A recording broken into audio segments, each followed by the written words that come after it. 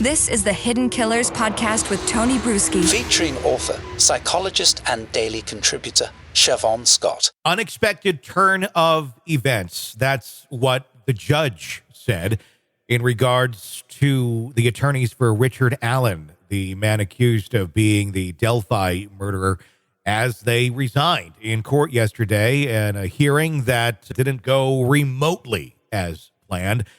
These are the same attorneys who brought in the arguments of odinistic killings and, for the most part, really did a lot of work to go down that road and have the confidence to go down that road. But when you go down a road like that, you got to stick with it. And to have them be removed and now replaced this far into the game, it really resets everything. Joining us to discuss, Shavaun Scott, psychotherapist and author.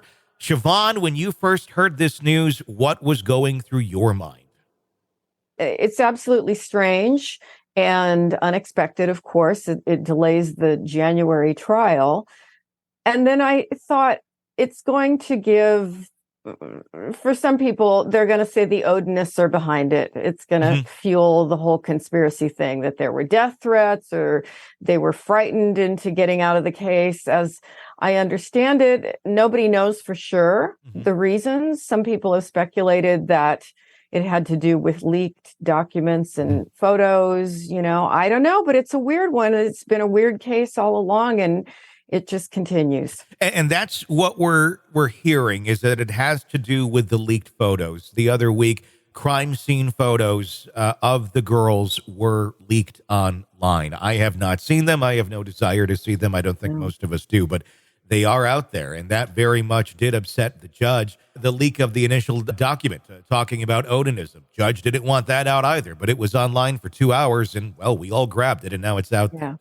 The judge has been very frustrated, it seems, and upset with the defense thus far. I'm wondering how much of this was almost pushing out, if you will, because of the continued issues with the defense attorneys. The main attorneys here, Andrew Baldwin and Bradley Rossi, they, for the most part, from what we're hearing in the documents, weren't part of these leaks. It was other people within the office. I believe it's described as a friend. I thought that was rather odd, the way it was like, oh, friend came over and got the documents and sent them out. I don't know if it's that simple, but there was a lot of concern about the security of the documents as they now go back into the hands of the state, as the state now has to define and assign another defense attorney. With that being said, though, they went down this road. They went down the Odinist road, and it's pretty far in. I've been saying for a while, how do you walk this back? Do you want to walk it back? It didn't seem they were going to, but I felt, if Richard Allen really wants a good defense at this point, I don't know if the Odinist stuff can be there. Is this a blessing in disguise, where maybe some time and not as much attention on Odinism, maybe a new take on this will help in his defense, or does whoever walks into this have to pick up the torch where it was at and keep going, whether they like it or not? Yeah, we can only speculate, but all the discovery information will go to the new attorney, whoever that happens to be, and they can continue it if they want to, as I understand it, even if it becomes increasingly unlikely. So it may serve him to have different lawyers. I guess time will tell.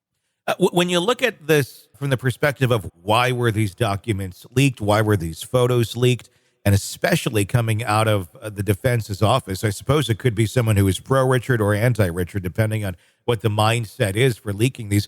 What can you come up with? I mean, why would someone want to leak these photos? Is this an attempt to do what I just said, almost put a reset on this? Or is it something more sinister? Is it someone that's trying to influence the case either way? Because I don't know what this would influence either way. If it would work more for the defense of Richard Allen, granted to be heinous, horrible photos that potential jurors could see, could create some bias if you already think Richard is guilty and make you more and more angry, or in another way, I imagine it may also be able to confirm some of the ruins that have been said to have been on the bodies. Was that the strategy with whoever did this of, see, look, it is true, these ruins exist? I don't know. What's your take on all of that? Yeah, I think either one of those is plausible.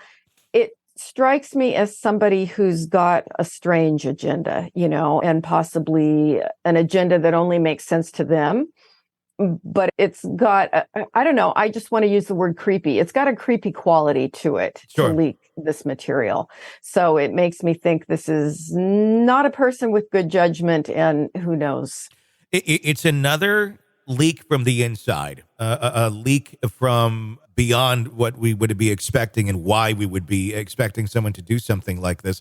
And it does play also into, they want new attorneys, or is this part of a conspiracy? Is this part of the greater something? If there is something going on here that wanted to influence the trial this way or that way. There's even a suicide connected with this, with the office, the defense attorney office. What's your take on that? The individual who took their own life, who was involved in some of this, that could probably answer some of the questions about why these things were leaked.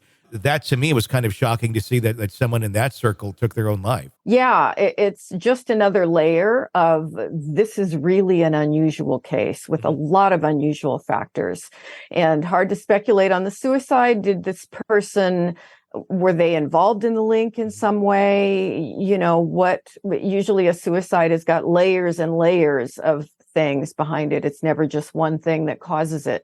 So someday somebody will write it. I know there's been a book written about it. Someday somebody will write another book about this and try to make sense of it all. But it's one of the stranger cases that's been in the news. It's one that we're going to have to wonder about. And I wonder if justice will ever truly be able to be served here. I mean, if this chaos continues. Meanwhile, Richard Allen still sits in a maximum security prison in solitary confinement, and now with no representation. Mm-hmm. Can we at least put him back in a jail or someplace? Right. And he's mentally deteriorating the whole time. It's a mess. It really is. Want to listen ad-free? Want advanced access to all of our interviews before anyone else? Become a True Crime Today Premium Plus subscriber on Apple Podcasts. You get every episode commercial-free, so you can binge on true crime until you can binge no more. Search True Crime Today Premium Plus on Apple Podcasts now, or go to our podcast page and sign up now. More of the Hidden Killers podcast next.